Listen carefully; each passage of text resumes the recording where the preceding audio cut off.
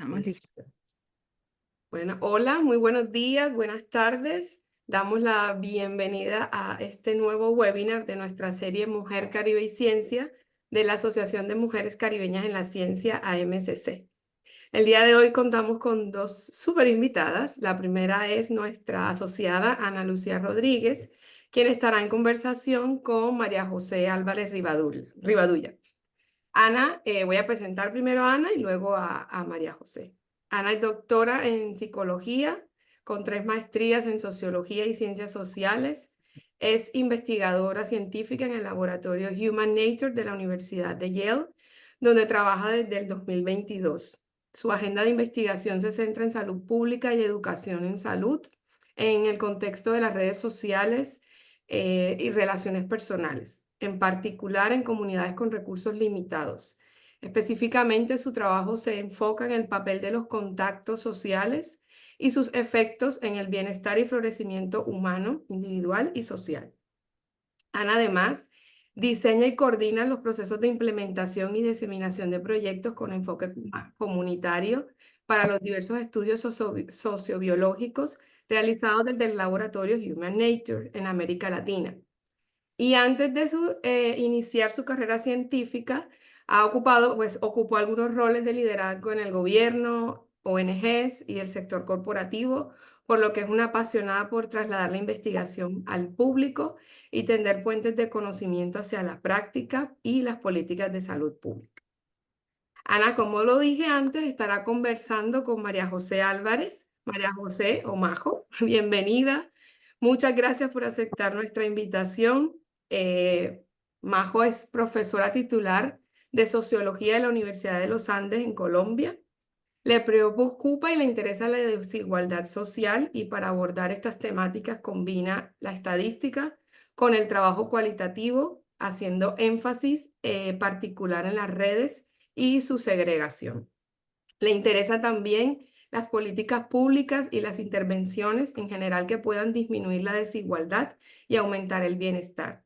Es autora de 2 libros, uno de los cuales nos va a presentar en el día de hoy. El primero es Política en los márgenes, sobre la historia política de la ciudad informal en Montevideo. Y el que hoy nos va a presentar es el libro Oportunidades Costosas, sobre movilidad social en sociedades segregadas. Un pequeño anticipo, en el libro estudia el programa de Serpilo Paga. Además, Majo ha trabajado y publicado también sobre segregación residencial y educativa, movimientos sociales, barrios populares e intervenciones urbanas, como los cables, vivienda social, tolerancia a la desigualdad en diversos contextos, clases medias, guetos de riqueza en comunidades cerradas. Trabaja actualmente sobre la política de cuidados en Bogotá desde una perspectiva comparada. Y en línea con nuestra conversación de hoy, también quiero resaltar que Majo es universitaria de primera generación en su familia, uruguaya, de Montevideo, por lo que también es una costeña más. Bienvenida. Sin más preámbulos, Ana, te doy la palabra. Gracias por esa introducción tremenda. Estamos contentísimas de haber podido tener el lujo de conversar con María José hoy. Para recordarles a todos, estamos grabando esta conversación para que quede en nuestro canal de YouTube. Gracias por participar. Les voy a contar rápidamente cómo va a ser la agenda de nuestro webinar de hoy. Primero vamos a escuchar la presentación del libro Oportunidades Costosas, Movilidad Social en Sociedades Segregadas. Majo nos va a contar un poco de sus investigaciones y pensamientos en ese libro. Y luego de ello vamos a tener un conversatorio un poquito más cercano de costeña a costeña, de mujer a mujer, de latina a latina en la ciencia, donde hablaremos un poco de cuáles han sido esos referentes que hemos tenido en la ciencia, tanto basado en nuestras experiencias personales como en el de las asociadas. Hicimos una corta encuesta, una pequeñísima investigación entre nosotras de cuáles han sido esas redes de apoyo, esas luces, esos momentos que hemos tenido eh, para seguir persistiendo en la ciencia y abrir camino a quienes vienen detrás. Em, si queda tiempo y esperamos que así sea, trataremos de hacerlo. Abriremos el espacio para preguntas, por lo que les pedimos que utilicen el chat que está en la herramienta de Zoom. Y bueno, le doy la palabra a María José, muy ilusionada de escuchar esta presentación. Mm, La emocionada y agradecida soy yo. Qué lindo estar conversando. Es una posibilidad para volver a ver a Ana Lucía, que hacía mucho no la veía, pero además las veo organizarse en las redes y eso me gusta mucho. Sabemos que las mujeres la tenemos empinada en muchos empleos y en la ciencia tal vez bastante más, sobre todo en algunas disciplinas. Así que creo mucho, como ven, en mi trabajo en el poder de la organización para combatir algunas desigualdades. Eso se ve más en el libro de Ciudad Informal, pero, pero es clave, digamos que veo a la organización social y los movimientos sociales, como, así como las políticas públicas y como las estrategias individuales que vemos que vamos a ver en este libro, como una de las estrategias de resistir, combatir, nivelar esa cancha. Entonces, me encanta estar con mujeres en ciencia y con mujeres organizadas en ciencia.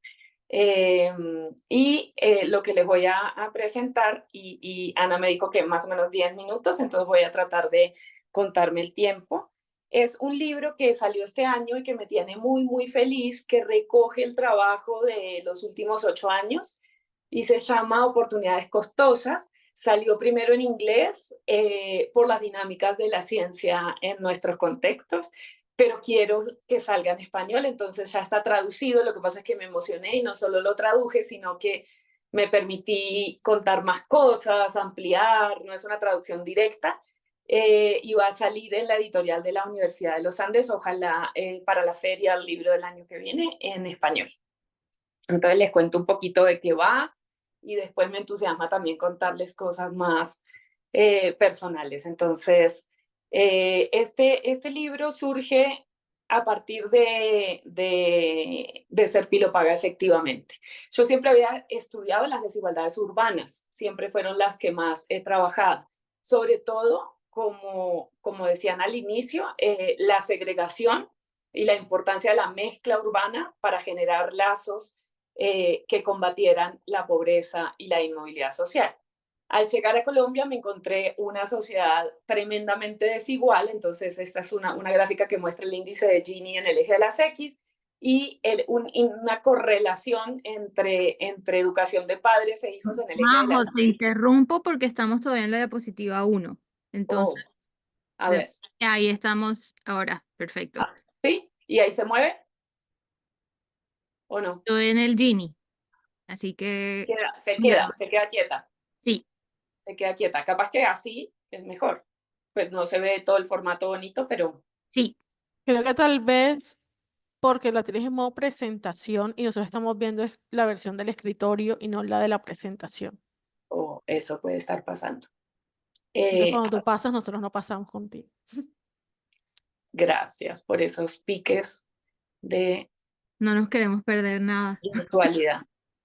Entonces, no pantalla, sino, sí, voy a compartirles pantalla, eso. Y ahí la presento para mí y ustedes deberían verla.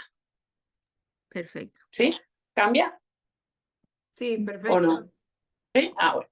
Listo. Entonces, en el eje de las Y, si no cambia, me vuelven a chistar. En el eje de las Y está un índice, digamos, de una correlación de educación de padres e hijos. O sea, cuanto más alta, más inmovilidad hay, porque hay más relación entre la educación o los ingresos de los padres y la educación y los ingresos de los hijos. Y lo que vemos es que, bueno, estas cosas tienden a tener una correlación, eso es lo que se llama una curva de Gatsby, y que Colombia tiene los dos problemas, ¿sí? La alta desigualdad, pero además alta inmovilidad. Es decir, no solo la cancha está despareja hoy, sino que cuán despareja está, en qué lugar de la cancha estoy o están mis papás van a determinar en dónde estoy yo o dónde estén mis hijos. Además de desigualdad y de inmovilidad, este es un libro sobre México.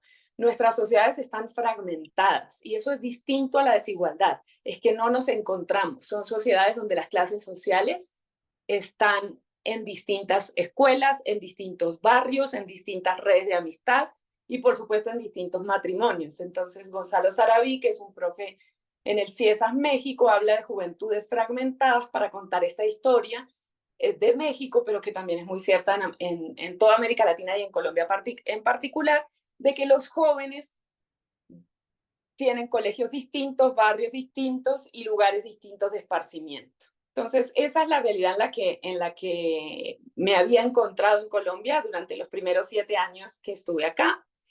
Sin embargo, los últimos 8 vieron un revuelo, digamos, en esta relación que quise trabajar. Sabemos, además, desde la teoría, y esto es una infografía que hizo el New York Times de un paper de Raschetti, que aquellas personas más pobres que viven en contextos más mixtos tienen mayor movilidad social, ¿sí? Es decir, tener amistades de mayor nivel socioeconómico, controlando por la escuela a la que voy, por la educación de los papás, me hace más proclive a tener movilidad social ascendente. Esto es algo que hizo Chetty con datos de Facebook y con datos de impuestos, pero de renta, pero lo sabíamos desde hace antes en sociología, pero no lo habíamos probado de una forma tan bonita. Lo habíamos probado para colegios, para barrios, desde el informe Coleman en Estados Unidos para segregación racial. En América Latina, Rubén Katzman, desde CEPAL, lo trabajó mucho. Barrios segregados, escuelas segregadas producen peores resultados, ceteris paribus, ¿sí?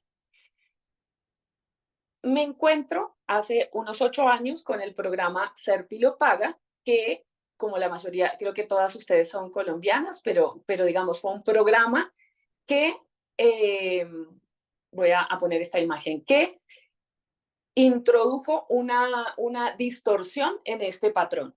Tenemos un contexto extremadamente desigual y fragmentado, donde básicamente dime qué estudió tu mamá y te diré qué vas a estudiar tú, o qué logró tu mamá y te diré qué vas a lograr tú. Y le inyectamos un programa relativamente masivo dentro del sistema de educación superior y basado en principios meritocráticos. Es decir, 10.000 jóvenes al año por 4 años pudieron acceder a instituciones de educación superior a las que antes no podían acceder. Si quieren les muestro los cambios, capaz que sí, los cambios para todo el sistema educativo no se ven casi, se ven un poquito. Ahí el naranja es la primera admisión de Serpi lo Paga para toda la población de personas que entran a educación superior de calidad, y en azul el año anterior. Entonces vemos pequeños cambiecitos y vemos una correlación muy fuerte, igual que la que vimos en la gráfica. Dime de qué estrato socioeconómico eres y te diré si puedes o no entrar a una institución de educación superior. Esa es la triste correlación que también se ve con el resultado en el ICFES, en fin. Pero hay unos jóvenes de estrato 1 y 2 que a pesar de su estrato, es decir, a pesar de sus condiciones de origen, les va muy bien en resultados educativos. A esos estuvo dirigido el programa. Y en esa población de elegibles, es decir, de gente rara que saca un puntaje muy alto en el ICFES, sí les cambió la historia. Esto es solamente el 10% superior de notas de ICFES. Y como vemos, en el antes y el después, estos eran chicos que más o menos en el azul estrato 1, un 40% tenía un puntaje excepcional y solo un 40% entraba. Con el programa accede un 60 y pico por ciento, que no son todos, pero es que no son todos tampoco los de estrato 4, 5 y 6 que entran a instituciones de educación superior, tienen otras trayectorias, todavía digamos en promedio, el 50% más o menos de los jóvenes que salen de secundaria entran a educación superior, estos están por encima, y lo que hizo Serpi lo Paga fue nivelar la posibilidad de acceder por clase social, es decir, para estos jóvenes elegibles no hubo diferencias, nacieras donde nacieras, durante estos 4 años podías acceder a instituciones de educación superior, y por si no se recuerdan o no estaban al tanto de la beca te pagaba la matrícula de la carrera que tú querías estudiar si te aceptaban, y te pagaba un estipendio, es decir, una plata para poder sobrevivir, que es clave para poderse mudar o sobrevivir sin trabajar. Entonces, es un momento de ruptura, y yo que siempre había estudiado esto en términos urbanos, dije acá, en mi mi propio salón de clase, está pasando un experimento que no puedo dejar de aprovechar por serendipity, que es que hay gente de distintas clases que se está juntando. Siempre estoy hablando de los efectos negativos de que se separen. ¿Qué pasa cuando están juntos? Y entonces me metí a estudiar y tenía estas preguntas. Lo primero es la misma que en estudios urbanos, es ¿qué sucede cuando los desiguales se juntan? Y la verdad es que es una pregunta indeterminada. Puede pasar, una posible respuesta puede ser que haya más segregación. De hecho, en la literatura hay casos así, porque las redes se forman por afinidad, esta idea de birds of a feather, me hago amigo de personas que son parecidas a mí, podía también haber discriminación, clasismo, en fin.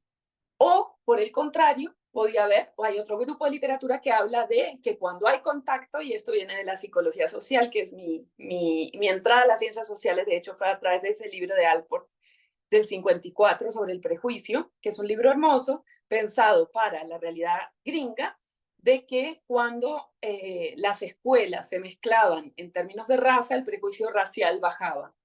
Y llevándolo a clase social, podría ser que al mezclarse el prejuicio baje y haya más integración. Entonces, esa es una gran pregunta, sí, ¿qué pasa cuando los desiguales se juntan? Y lo otro es, ¿será que la educación superior puede nivelar esas desigualdades de base, esas juventudes fragmentadas? La verdad es que no sabíamos. Puede ser que sí, al menos en ciertas condiciones, y hay gente que dice que sí, o puede ser que no, que la educación simplemente reproduzca las desigualdades de la casa y del barrio, y que entrar a la élite sea sumamente difícil, tanto educativamente, hay unos autores ingleses que hablan del techo de clase, como en la búsqueda del mercado de trabajo, donde se puede leer en una entrevista de trabajo tu clase social a pesar de la universidad a la que fuiste. Entonces, ¿qué hice? Bueno, hice por falta de un buen nombre, una etnografía mixta, es decir, observación participante en la institución educativa en la que trabajo durante 8 años. Y además hice encuestas de redes en 2 momentos en el tiempo, en 4 carreras, para ver quién era amigo de quién. Hice entrevistas anidadas en esas encuestas a los de clase alta, media, baja, a los más populares en la red, a los más aislados en la red. Y luego, en otra etapa, un seguimiento en el mercado de trabajo, que es lo que sigo haciendo ahora. Resultados. Entonces les cuento como un abrebocas de qué van los resultados. Primera subpregunta. ¿Será que los estudiantes becados están menos integrados a redes en la universidad? La literatura diría que sí. Es decir, estudios en Australia, en Estados Unidos, en Inglaterra, donde hay programas de becas similares, dicen los chicos becados permanecen aislados, los chicos becados o de primera generación, llámenle los de background popular, digamos, permanecen aislados con menos amigos, y esto es importante porque el aislamiento es un predictor para la deserción, un predictor altísimo de deserción. Y no sé si ustedes saben, pero la deserción, así como el embudo de la educación superior recibe el 50% de los que tienen potencial para entrar, o sea, que salen de secundaria para entrar a educación superior, entra el 50, eso es buenísimo, pero expulsamos al 50 de ese 50. Es decir, la deserción universitaria en Colombia es muy alta. Expulsamos al 50% y de los que entran, y tienden a ser pues los que tienen dificultades de antes, como estos estudiantes, ¿cierto? Entonces, sí podría ser que el aislamiento los perjudique. Y pues las trayectorias fragmentadas de las que vienen, que no conocen a nadie, en fin, también dirían eso. Bueno, resultados. Ustedes me dirán si piensan que sí o que no. Ahí piensen por un segundito, juéguensela, y resulta que no están más aislados. Este es basado en la encuesta de redes. El número de amigos que me llegan, es decir, que dicen que yo soy su amiga en mi clase de, no sé, de ingeniería de sistemas, que entraron en 2017, 1, y los que yo digo que son mis amigos. En promedio, por clase social, no hay diferencias significativas. Ahí lo que parece una nave espacial son los intervalos de confianza, todos se cruzan, es decir, en promedio, estudiantes de clase baja, media o alta tienen entre 7 y 8 amigos, y los de clase baja no tienen menos amigos que los de clase media ni que los de clase alta. Pero están los estudiantes becados menos integrados a otras clases, porque una cosa es tener amigos, otra cosa es tener amigos de otras clases, ¿cierto? ¿Son sus redes segregadas u homofílicas? Bueno, vaso lleno, vaso vacío. Vamos a ver esto por clase social. La misma gráfica descriptiva, pero está aprobada con un modelo nulo que hicimos con los colegas de ingeniería industrial que trabajan en redes, amigos de Ana, que son maravillosos, y probamos esto estadísticamente, pero esta imagen descriptiva les muestra lo que encontramos, y es que vaso lleno, vaso vacío. Es decir, los estudiantes de nivel socioeconómico bajo, que ustedes ven a la izquierda, tienen en promedio 4 amigos de clase baja, tienen 2 amigos de clase media y tienen un amigo de clase alta al que nunca hubieran conocido si no hubieran venido a la universidad. Entonces, por eso digo, vaso lleno, vaso vacío. Hay algo de homofilia.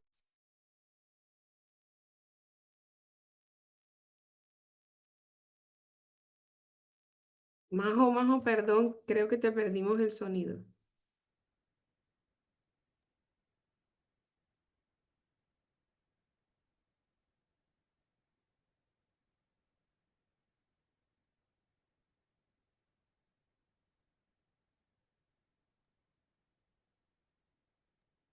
No hemos podido volverte a escuchar.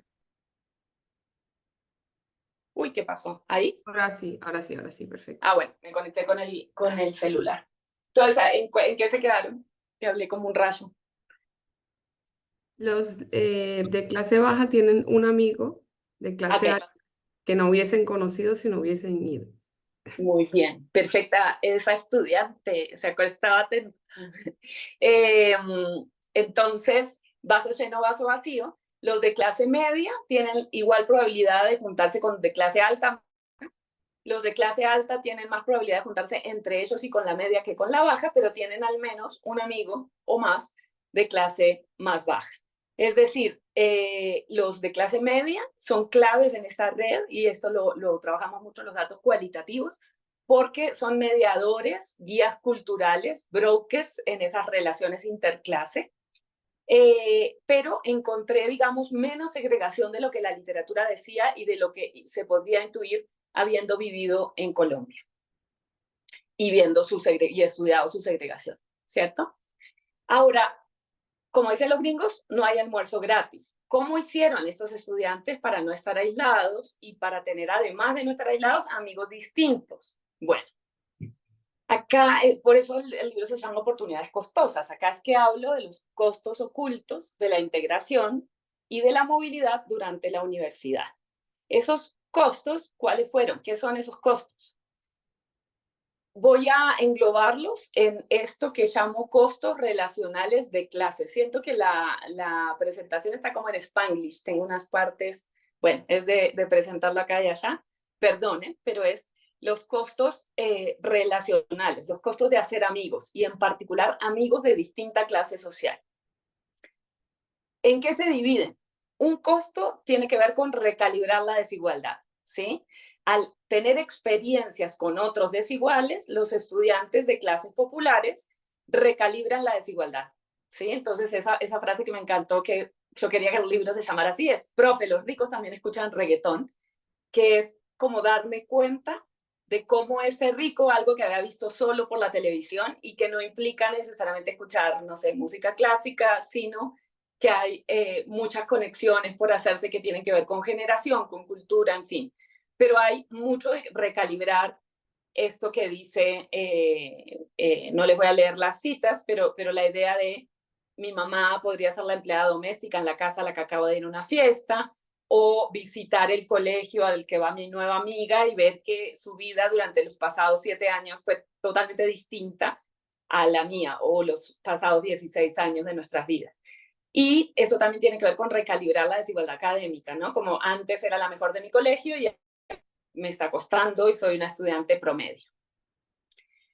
Segundo costo relacional son las barreras de capital económico, dónde voy a almorzar, qué transporte tomo en ciudades tan segregadas como Bogotá o como las nuestras. Me voy en Transmilenio, me voy en el sistema de carpooling que tienen los estudiantes, depende de dónde viva en la ciudad. Cuánto voy a gastar para salir, qué implica económicamente tener a mí una amiga de distinta clase social. barreras de capital cultural más sutiles. Estas, además, en psicología social se han estudiado los efectos súper inmediatos que tiene la primera conversación en que a mí me caiga bien o me caiga mal alguien, y el efecto a su vez que la clase social tiene en esa primera conversación. Las personas con las que me siento cómodo, a las que les entiendo los chistes, con los que hablamos, tienden a ser birds of a feather, tienden a ser personas parecidas a mí en términos de clase social. También, finalmente, hay un miedo y también experiencias reales de discriminación o pequeñas agresiones de clase, ¿sí? Entonces, tengo miedo a que se burlen de mí, quiero que piensen cuando me miren, soy becada y eso implica, o soy becado y eso implica comportarme, vestirme de ciertas formas. Las estrategias, es decir, estos son los costos que tuvieron. ¿Cómo se ajustaron a esas estrategias? Perdón, ¿cómo se ajustaron a esos costos? Con dos estrategias, el camuflaje o la exposición. Estas no son estrategias estáticas, dependen de los contextos particulares y también de la evolución en la edad y en la universidad y en las relaciones. Exponerse y decir, yo no puedo pagar ese disparate, vámonos a un corrientazo más barato, o trae tu almuerzo y almorzamos juntas mañana, requiere una personalidad fuerte para hacerse, y un tiempo de relacionamiento y una confianza. Muchos estudiantes pilos o ubicados adquieren de forma interesante y con el tiempo esta posibilidad de ser omnívoros sociales, ¿no? De no perder amigos, y eso también es interesante por la literatura, pero no me da el tiempo de contarles, pero se vuelven muy omnívoros en términos de los grupos de amigos, de las cosas que dan, en términos de capital cultural, en fin. ¿Qué pasa en ambientes menos segregados o menos de élite? Por ejemplo, si comparamos una universidad pública con una universidad privada de élite. Bueno, en la universidad pública los costos académicos son similares, si es una universidad pública de calidad, por ejemplo, la Universidad Nacional, pero los costos sociales son menores, ¿sí? Los costos relacionales son menores, y eso lo trabajamos mucho con un amigo, colega de la Universidad Nacional, Javier Corredor. Tenemos varias cosas escritas sobre eso. ¿Qué nos deja este caso? Entonces, primero nos deja un aprendizaje sobre las posibilidades de interacción entre desiguales tarde en la vida. O sea, Alport tenía razón, el contacto genera que bajen los prejuicios, incluso tarde en la vida. Imagínense lo que podríamos lograr si estos chicos compartieran desde las primeras interacciones, contacto con el sistema educativo. Pero hay costos ocultos de la movilidad social. La movilidad social es positiva, por supuesto, pero tiene costos, y las instituciones, en este caso las instituciones educativas, pueden bajar esos costos si hablamos realmente del elefante en el cuarto, que es la desigualdad en la clase, en el classroom, ¿no? Lo que estamos investigando ahora tiene que ver con el futuro, y en el libro hay un pequeño, pero no me voy a meter por tiempo, en el mercado de trabajo. Si quieren, en las preguntas les cuento, y si no, en otro momento. Y es que estamos viendo, ¿será que esos costos pagan al final? Es decir, que tener ese costo extra de adaptarme a otra ciudad, a otras relaciones, a los costos económicos, etcétera, al final redundan en un mejor mercado de trabajo para mí. Y finalmente, una reflexión como de métodos. El haber usado diferentes métodos de investigación, en particular las encuestas, el análisis cuanti y el más etnográfico y el de entrevistas, fue clave. Si yo me hubiera basado solo con las encuestas, hubiera visto mucho los datos que les mostré, menor segregación que la que en realidad existe. Y si me hubiera basado solo en las entrevistas, hubiera escuchado solo sobre los costos de la movilidad. No hubiera visto que a pesar de esos costos, sí se generan amistades. Entonces, esa combinación fue sinergias muy positivas para poder encontrar como las complejidades que implican generar capital social, que claramente la investigación nos dice es muy bueno, pero no es fácil, no es simplemente estando todos juntos en un salón. Y voy a dejar por acá, Ana, para respetar los tiempos. Wow, esto es una clase magistral de metodología, mejor dicho, Ojalá de verdad tuviéramos más tiempo. Quiero recordarles a todos que vamos a poner el link en el canal de YouTube para que puedan comprar el libro porque hay que leérselo completo. Esto es algo importantísimo para toda América Latina. Es una referencia de cómo estudiar este experimento tan único de Colombia, pero creo que nos habla a todos, inclusive a los que estamos en Estados Unidos. Y como dice María José, qué significaría esto si lo hiciéramos desde antes? Eh, y bueno, vamos a dejar las preguntas para el final para poder correr un poquito con el tiempo, porque no queremos perdernos la oportunidad de escuchar un poco más sobre ti y de cumplir un poco esta misión de lo que es la Asociación de Mujeres Caribeñas en la Ciencia, que es resaltar estos testimonios, estas trayectorias vividas de lo que es ser científica y abrir estos caminos y llegar a estas esferas tan altas como la que tú has llegado. Entonces, em, pasamos un poco a esa segunda parte, los referentes de las mujeres en la ciencia. Voy a contarles para quienes están presentes y luego nos van a ver un dato, por ejemplo, las mujeres latinas, y eso lo medimos en Estados Unidos, muy difícil medirlo en otras partes. Somos aproximadamente el 3% de los doctorados que se confieren, es decir, somos una minoría muy pequeña, es romper unas barreras estructurales como las que estaba mencionando María José, muy grandes, y por ende habrá unos costos asociados de los que podemos empezar a hablar. Mm. Cuando nosotros le preguntamos a nuestras asociadas si sabían esto, en el momento nuestras asociadas han estudiado en diferentes partes del mundo, en Europa, en Estados Unidos, en todas las ciencias, si sabían qué tan grande era la barrera que estaban sobrellevando. El 70% no lo sabía, pero sabía que era un salto muy grande generacional.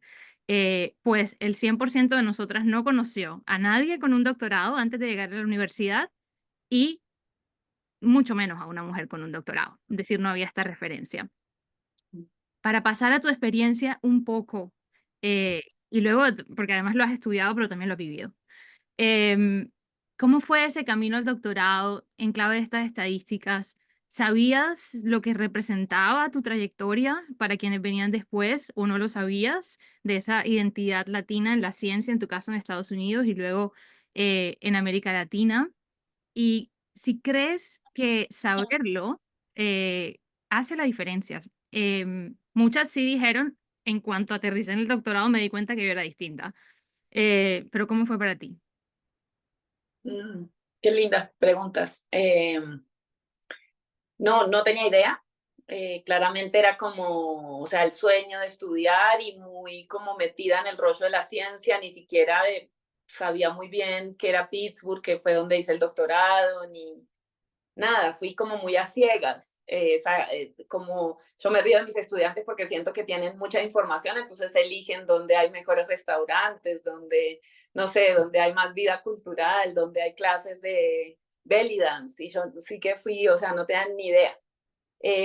Cero idea, y más bien estaba feliz de estudiar, como era como ese amor por el conocimiento y que me dieron una beca y como que a donde sea, ¿no? Sí, no tenía idea y me di cuenta en las primeras interacciones, además Estados Unidos es un país muy raro, entonces la profesora que me escribió, que me recibió muy querida en su casa, me dijo, pero acá no hay aire acondicionado. Yo decía, pero, o sea, en mi casa tampoco, no pasa nada, pero no entendía por qué me explicaba. Luego me dijo, lo único que te digo es que en mi cocina no se puede comer nada no kosher. Y yo como Google, kosher, ¿qué será? O sea, de verdad, Montevideo es un lugar muy chiquito. Sí tienen un cosmopolitanismo de que nuestros padres vienen de migrantes, pero no tenemos para nada ese identity politics internalizado. Y entonces me dijo, pues vamos a comer con tus amigas el primero un estrés saber qué comprar, que no le fuera yo a contaminar la comida a la pobre Lisa, que resultó siendo maravillosa. Entonces comí fruta como por una semana porque me dejó en su casa para no cocinar nada raro. Y mis amigas eran todas cool, o sea, todas eran algo, eran todas gringas. Una era vegetariana, otra era LGBT, o sea, tenían sus identidades. Y yo me acuerdo de llegar a mi casa y escribirle a un amigo, no, ¿qué soy? O sea, no, ni siquiera tenía esa identidad latinoamericana porque uno solo adquiere esa identidad latinoamericana cuando va afuera, ¿cierto? Entonces, no sabía que era latina, o sea, poco a poco fui dándome cuenta que tenía conexiones con los amigos y amigas de Colombia, con los amigos y amigas, pero, o sea, solo me sentía rara en ese lugar. Por supuesto, me hubiera gustado como tener algún tipo de training en eso para poderme hasta reír en lugar de sorprenderme de esa ingenuidad. Pero, o sea, me recibieron muy bien y fue como muy fácil también hacer vínculos en ese momento. Si me gustaría saber o no, yo creo que sí es importante, sin que caer en el identity politics ridículo, o sea, como, sí, está bueno saber que como latinas, pero eso tampoco nos define totalmente, digamos, y creo que es importante poderse escapar de ese identity politics que en definitiva es muy gringo, como que no podemos perder el humor sobre eso, ¿no? Y ser una categoría más. Ah, bueno, no soy la LGBT, no soy vegetariana, entonces soy latina. Bueno, sí soy, pero eso, o sea, puedo romper con eso. ¿Qué quiere decir ser latina? Hay miles de formas de ser latina, tenemos distintas clases sociales, somos de distinto color de piel. O sea, también hay mucha variedad. No dejar que lo encajen a uno en esas categorías, ¿no? Sobre saber o no saber, eso es algo que también tiene mucho que ver con el estudio que les conté. Yo creo que es muy bueno no etiquetarse y no etiquetar a los estudiantes o no etiquetarnos como latina, como primera generación, y tener programas muy universales. Eso permite fluir y encontrar las identidades que queramos sin que se nos impongan.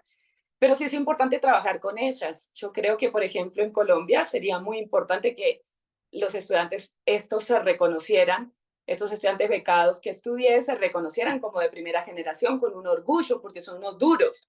Y entonces que hiciéramos unas camisetas y que dijéramos soy de primera generación. Pero eso tiene un doble filo, ¿no? Entonces es una delgada línea entre ofrecer programas universales que no etiqueten, y creo que Serpi Paga fue muy buena en eso, porque en una sociedad tan mestiza como la colombiana, tan clasista también, adivina la clase, pero pues es siempre, como me decía un estudiante venezolano, uno aquí sabe quién es Gomelo, pero no sabe quién es Pilo. Es decir, se distinguen más los de clase alta como una clase que tiene unas distinciones muy claras, pero los pilos se confunden mucho con la clase media, en términos, ¿no?, de formas de vestir, de hablar, en fin, de color de piel, etc. Y creo que eso es bueno, es decir, no etiquetar, creo que tiene sus privilegios. Reconocerse y tener grupos donde caer es importante, es decir, grupos de reconocimiento con quien hablar de mis problemas, tener padrinos o mentores que me cuenten cómo fue su experiencia, pero sin exagerar, o sea, sin que sea, estoy contestando contradictorio porque es bien contradictorio, es como un poquito y un poquito.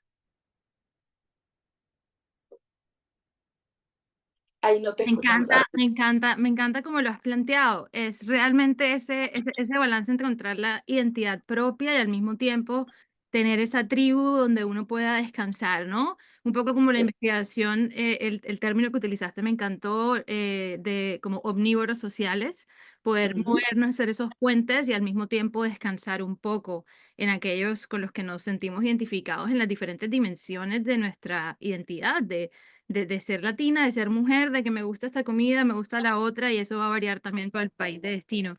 Y es una de las cosas que también como tiene de propósito este webinar, acompañarnos de esta parte de investigación que has hecho hoy. De verdad, yo creo que todo el mundo que me ha estado escribiendo por el chat dijo, esta presentación está fascinante, queremos más tiempo para escuchar más. Así que ahí está el libro en el chat y en el link, recuerden. Pero es lo que vivimos también, ¿no? Es parte de lo que personas como nosotras hemos habitado en nuestra trayectoria científica. Hablemos un poquito de las resistencias o críticas, de esas cosas que se escuchan desde la identidad de nuestro familismo, si se quiere. Eso es un término en psicología que se utiliza, el familismo y el marianismo, que es como el rol de la mujer que debe ser como madre o de familia, entonces cómo entra el rol de científica. La experiencia de nuestras asociadas ha sido mixta, es decir, un valor muy alto por la educación, algunas que, digamos, fueron el sueño de su madre, que su madre quería estudiar y entonces, por supuesto, estudiemos y todo el mundo apoyar y acompañar al unísono esa decisión de ser científica, ¿verdad? Pero también hubo otros comentarios distintos que también hacen parte del panorama social y em, leer algunos ejemplos. Profesores, por ejemplo, que decían, ese doctorado no te va a servir a ti para nada, vas a perder el tiempo. Ya tú estás lista para tener familia, ¿qué te vas a ir para allá?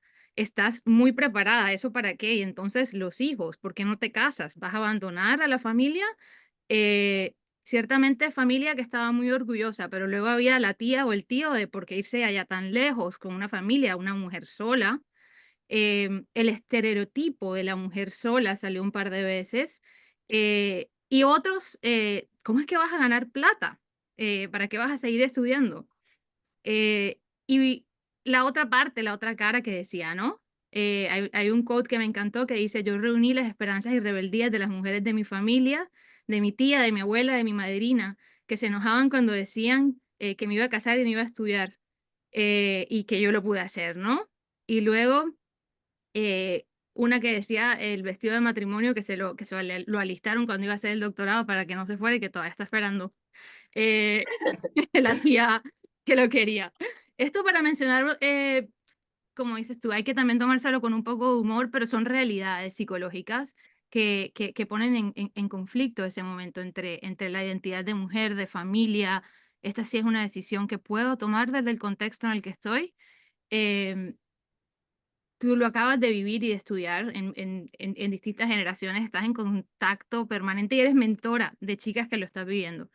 Y nosotras también tenemos un programa de mentorías y desafortunadamente lo seguimos escuchando y sobre todo en adolescentes que tienen esa idea de que hay un conflicto entre esa identidad cultural colombiana de la mujer y ser científica. Em, en tu propio camino cómo fue y ahora cómo lo haces, cómo acompañas y qué consejos das en esta aparente dualidad que no lo es em, para navegarla. Mm. Bueno, primero, mis papás no eran inmigrantes españoles a Uruguay y como la mayoría de los migrantes de esa época no tenían educación, eran de Asturias y Galicia rural y habían tenido apenas unos pocos años de educación formal, muy poquitos. Mi mamá, digamos, apenas sabía firmar, le costaba, ha aprendido un montón con los años, pero realmente llegaron con muy bajita educación. Entonces, en mi casa estudiar era muy premiado, ¿no? También llegué al sistema educativo uruguayo, fui a la escuela pública, soy un ejemplo vivo del capital social, digamos, en mi casa no había libros, pero en la casa de mi mejor amiga había muchos libros, al lado de mi casa, en la escuela nunca sentí que era diferente, en fin, la universidad también fue pública, entonces eso es importante y como que la educación era lo que había que hacer y en mi casa siempre era todo por la educación. Claro, cuando ya fue el doctorado fue como, bueno, pero ¿por qué más? ¿No? Como que no, nadie entendía muy bien como para qué seguir, o sea, pensaron que ya. Entonces había esa como un poquito de incomprensión, pero sí mucho respeto de que seguramente lo que estaba haciendo era el camino correcto. Y no tuve esas presiones de casarme, tampoco nunca había mostrado ningún interés al respecto, entonces no me cuestionaron por eso. Pero sí sentí como el boom, como no sé, el peso del género con los cuidados. O sea, cuando tuve mi hijo y el cuidar para abajo y para arriba, como somos madres añosas, porque para tener, como coincide nuestra etapa de estudio con la etapa reproductiva, y hay que cuidar abajo, pero también hay que cuidar arriba, porque los papás viven más, por suerte, pero entonces uno está ahí como en generación bisagra, y ahí sí sentí ese peso tremendo de la opción, ¿no? De cuál es la opción, de cómo hago para seguir, además coincide con la etapa, el doctorado coincide a veces con la etapa reproductiva y si no la etapa de mayor exigencia de la vida laboral cuando uno logra entrar a una universidad o a un instituto de investigación, cuando hay que producir más, cuando uno tiene como muchas ideas también, ¿sí? Es cuando hay que cuidar hijos y o padres, ¿no? Entonces esas demandas de cuidado compiten enormemente con la producción Y el único buffer, la verdad, para mí fue el sueño, y no lo recomiendo, es decir, dejé de dormir, y no, no me parece saludable ni un camino prolífico. El único buffer individual es ese, para poder hacer eso de you can do it all, pero no dormir, ¿cierto? Y bueno, por muchos años dormí muy poco, y no me parece que ese sea el único camino posible. Creo que tenemos, hablando de organización, que colectivamente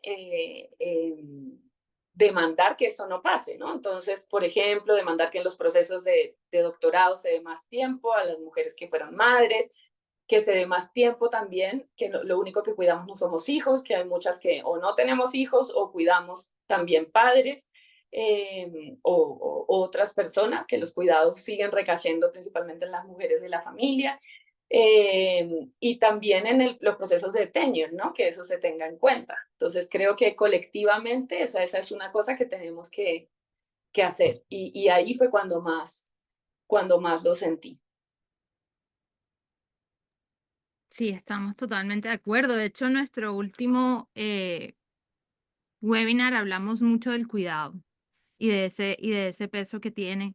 Y también en nuestras mentorías hemos visto que desde muy jóvenes ya esa generación está siendo bisagra, está cuidando también, como le dicen aquí, the parenting daughter, como ese rol de la mujer que debe cuidar los padres, sobre todo cuando viene de primera generación, que me imagino que lo habrás visto también en la parte cualitativa de ser pilo paga, ¿no? La responsabilidad de al ir avanzando también ir proporcionando más a la familia. Y definitivamente evitamos estas tensiones y creemos que es importante hablar de ellas, ni para decir you can have it all, ni para decir solamente tienes que escoger. Es decir, Tienes que optar. la dicotomía es falsa, pero el you can have it all también es falso. La virtud media, es decir, hay una identidad en el medio por la que tenemos que luchar y colectivamente eso va a pasar por visibilizar, alzar las voces como asociación, buscar mecanismos estructurales institucionales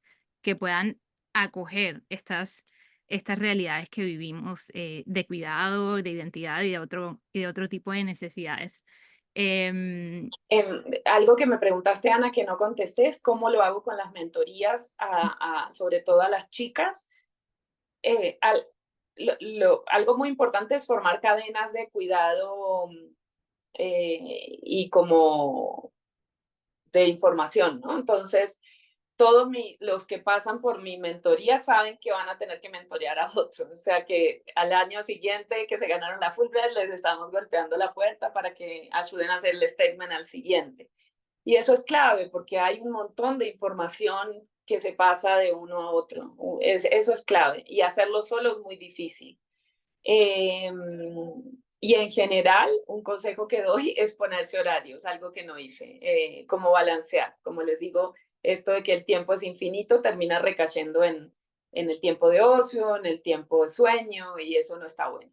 Entonces, creo que si uno se organiza puede lograr la misma productividad, o bueno, similar. Entonces, eso es como mi consejo. Y siempre bienvenida a los hijos, ¿no? Como, o sea, cuando, no sé, creo que no me pasó a mí, pero esto de, bueno, quedaste embarazada y se te terminó la vida, que muchos advisors hacen, me parece terrible, ¿no? Como incorporar a los niños en mi clase, que vengan con niño, que todo está bien, que mira que a mí también me pasó, ¿no? Como mostrarme como que la vida es más compleja que hacer solo un doctorado, o la vida es más que el doctorado, que la maestría. Entonces creo que eso es importante. Y también contar cosas de la vida personal, contar que es difícil, siempre les digo no se reproduzcan, pues, riéndome, digamos, ¿no? Como, o sea, el tema de tener un hijo y que te llamen de la enfermería del colegio en el medio de la clase, o sea, como que incorporar que los chicos vengan a casa, ¿no? Los asistentes, o sea, como que lo vean a uno en la vida real,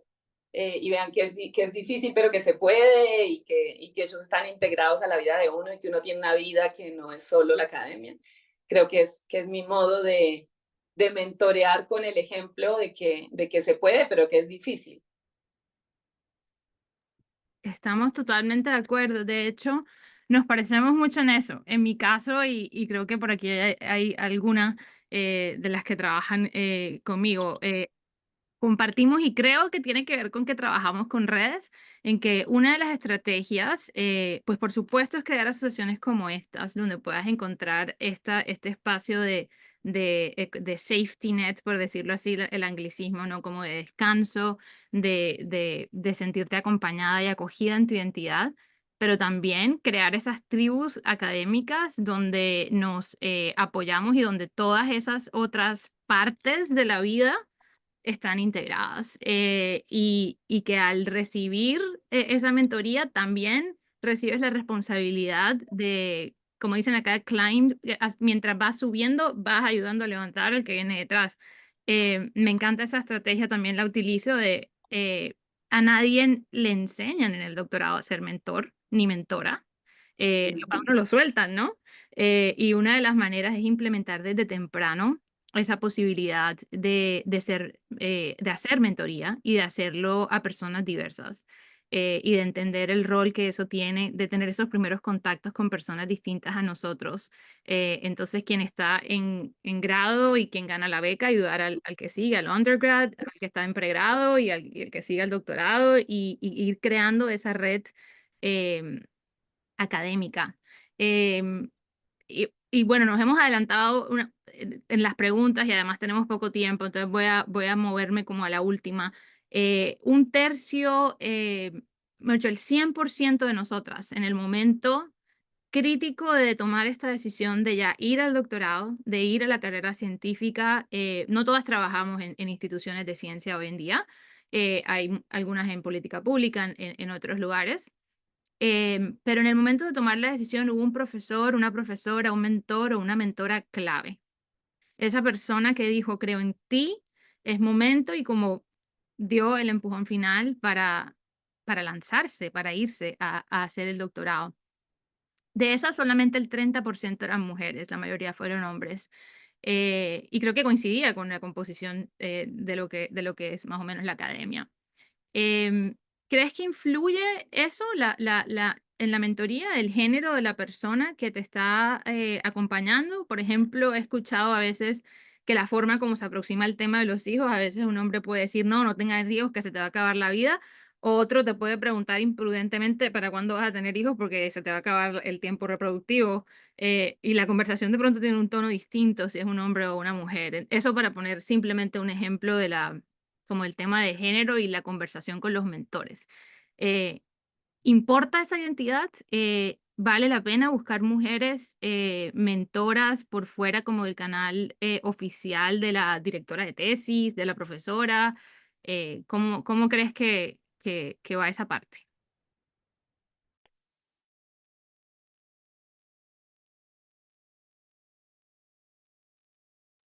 Ahora sí, algo pasó ahí con el celular que estoy usando de micrófono. Bueno, lo primero, los mentores son claves en la vida personal y en lo que dice la literatura y lo que encontré en los casos de los chicos de Serpilo Paga. Hay un capítulo del libro que es de dónde salieron estos chicos tan excepcionales, como algo que nunca hubiera podido publicar en un paper por cómo por la estructura, digamos, de las discusiones científicas, no tenía grupo de control, ¿cierto? O sea, y eso no saldría en un paper. Pero todo lo retrospectivo, digamos, la historia repetida de estos chicos es, los padres no importan, o sea, ignorar, las madres, las abuelas y los profesores, ¿sí? Y entonces, son madres que tienen altas expectativas educativas sobre sus hijos, no importando su background educativo, y que tienen ciertas rutinas que ayudan a que esto funcione, ¿no? Como rutinas de estudio, o sea, que imponen ciertas rutinas en la casa que hacen estos deseos de movilidad realidad. Y por otro lado, profesores, bueno, yo le llamo, creo, buenos profesores en malos colegios. Casi todos recuerdan sus pésimos colegios, violentos, etcétera, pero un profesor que creyó en mí, tal cual lo dijo Ana. Entonces, esa profesora de matemáticas que me dijo, eres buena, eso marca la vida, ¿cierto? También lo estamos encontrando ahora en el mercado de trabajo.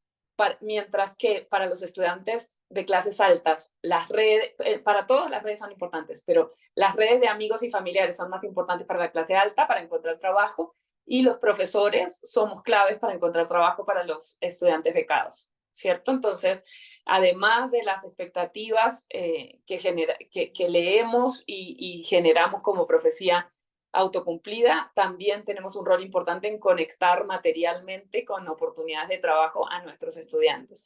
Y así fue para mí también, es decir, lo estudié y lo viví, pero no lo viví tan así en términos de género, la verdad. Es que siempre digo que todo lo que sé lo deben haber pensado antes o Rubén Katzman o John Markov, que fue mi primer jefe y mi advisor de doctorado. Ambos me siguen leyendo, tengo ese privilegio, son dos amantes del conocimiento y siempre lo que me hicieron creer es que yo tenía algo importante para decir y a mí me parecía increíble porque ellos eran bibliografía y entonces como a veces les decía algo y decían, qué interesante, y yo decía, ¿de verdad me está pasando? ¿De verdad creen que lo que yo estoy diciendo tengo algo para enseñarles? Entonces como aprendizaje docente, aprender de tus estudiantes genuinamente, se dan cuenta de que vale la pena seguir caminando para aportar algo al conocimiento. Entonces, creo que eso fue para mí muy importante, o sea, tener gente que quería escuchar lo que yo tenía para decir y que eran cuidadosos en las lecturas. Creo que el trabajo de cuidado más importante en la academia es leer al otro y darle comentarios específicos, ¿cierto? Y eso lo hicieron ambos y abrir puertas, oportunidades. Sí, eso. Creo que tuve mucha suerte en ese sentido y no fueron mujeres. Nunca tampoco sentí, por suerte, situaciones de acoso que son tan comunes. Y nunca sentí cuestionadas mis opciones. Digamos, muchos profes gringos, por ejemplo, no quieren que uno se venga a trabajar a América Latina. Les parece que es un desperdicio de su tiempo que habiendo hecho un doctorado en Estados Unidos, uno se venga a América Latina. Como comentarios como, ¿qué quieres? ¿Ser la mejor socióloga de Colombia? O sea, eso pasa. O sea, como que te vas a ir allá a ese moridero, ¿cierto? Quédate aquí para tener un puesto. Y eso es muy triste porque determina además la atención que te dan. Es decir, si te dejan ahí como que hagas en primera o en segunda tu doctorado o si le meten la quinta, ¿cierto? Entonces, es bien injusto. Y creo que en América Latina tenemos mucho para hacer y que tenemos que educar a nuestros advisors, sobre todo a los advisors extranjeros, en que volver es una opción para nosotros y una muy buena opción. Entonces, la verdad, nunca cuestionaron eso y en eso me siento agradecida. Sé que hay situaciones diferentes. Estoy totalmente de acuerdo. A mí me gusta hablar de las dos cosas. A mí me gusta resaltar que esas situaciones diferentes existen porque hay que validar esos dolores de esas personas que han tenido esas experiencias. La mía fue muy parecida a la tuya. Esta era la bibliografía que yo citaba y es mi mentor y ahora cree que tengo algo por decir desde nuestra trayectoria, pero yo creo que esa es la realidad para todas. ¿En qué sentido? En que esta generación que nosotros estamos habitando, somos estas personas que mirabas en el programa de Ser Pilo Paga. Somos estas personas que estamos llegando a lugares que no estaban siendo creados para nosotras, con unas identidades que no venían. Y las investigaciones muestran que estamos investigando cosas distintas. Entonces, eso que te decía tu mentor me encanta y es muy cierto, pero es cierto para todas las que vienen detrás también. Las experiencias vividas que hemos tenido en América Latina, en el Caribe, como mujeres, informan nuestra visión de mundo y la forma como vemos la investigación. Yo creo que nada más el ejemplo de que hayas hecho esta belleza de etnografía mezclada con redes, tiene todo que ver con tus experiencias vividas también y con todo lo que habías estudiado. Es un lente distinto. Y creo que cuando lo podemos ver así también, que nuestra identidad no está separada de nuestra agenda de investigación y que por ende vamos a hacer aportes científicos que son únicos, gracias a eso también. y es muy bonito cuando tenemos quien nos lo diga. Y ojalá las chicas que estén viendo esto luego en YouTube, en el momento en el que lo encuentren, o quienes estén aquí viéndolo en vivo, y no tengan quien se los diga, lo sepan, que por su misma trayectoria así va a ser. Yo creo que ya por tiempo estamos pasaditas de tiempo, pero ha sido un lujo haberse pasado de tiempo en esta conversación. No sé, Hania, si tienes una pregunta final. Yo simplemente voy a mencionar antes de cerrar que una de las misiones de la asociación es esta, es poner estas conversaciones aquí, tanto desde la parte más científica como desde la parte más humana. Y mostrar el rostro de cómo es una científica mujer caribeña y con todo el resto de identidades que tenemos y dónde estamos, y seguir abriendo camino para las siguientes. Y hacemos mentorías para las chicas que estén interesadas en tomar estos caminos. Hay formas en nuestra página web de comunicarse con nosotras. Y bueno, Hania, te doy la palabra para cerrar. María José, no sé si tengas algo, yo creo que Hania nos va a decir algo. Bueno, muchas gracias por esta conversación espectacular y presentación. De verdad que nos hemos pasado de tiempo, pero ha sido con ganas. Yo la primera culpable que estaba súper... Ana sabe que trabajo el tema de redes, que me Sí. siento súper identificada con el tema, así que yo estaba así como que estamos pasados de tiempo, no importa porque yo quiero seguir y quiero leer el libro, pero la versión en español, que ya sabemos que tiene más. Por aquí dejé el link para el libro, para ver un pequeño resumen del libro. Como dice Ana, pues los invitamos a visitar nuestra página web, a seguirnos en las redes sociales, Instagram, YouTube, donde va a estar este webinar y están todos los webinars que anteriormente hemos realizado. Cortito, cortito, quiero decirle a las dos, bueno, primero muchas gracias por el espacio, un mensaje final muy corto que ¿qué le dicen ustedes a esas chicas que quieren empezar una carrera científica, que se están planteando hoy el hacer el doctorado? Un mensaje que quizás ustedes hubiesen querido escuchar en el momento en que estaban así como tratando de tomar la decisión. Mm. Ay, no sé. Yo iba a decir que va, o sea, tenemos el mejor trabajo, o sea, ser investigador y ser docente es muy bonito, o sea, hay un motivo de felicidad cada día. Entonces, por supuesto, esto varía mucho según dónde trabajemos, en fin, pero solo eso que vale la pena. Mm, muy bonito. Yo diría, esto es una vocación, y como todas las vocaciones va a tener, te va a llamar y te va a llevar, y qué bonito poder uno hacer para lo que ha sido creado y para lo que sueña y servir desde donde más puedes. Si alguien está considerando hacer un doctorado es porque tiene el talento, tiene la visión. Eh, no dejes de buscar, no dejes de buscar estas redes de apoyos, estas redes de personas, estas mentoras, estas organizaciones. Hay muchas personas que hoy en día estamos detrás de ti, detrás de haciendo barra para que puedas cumplir ese sueño.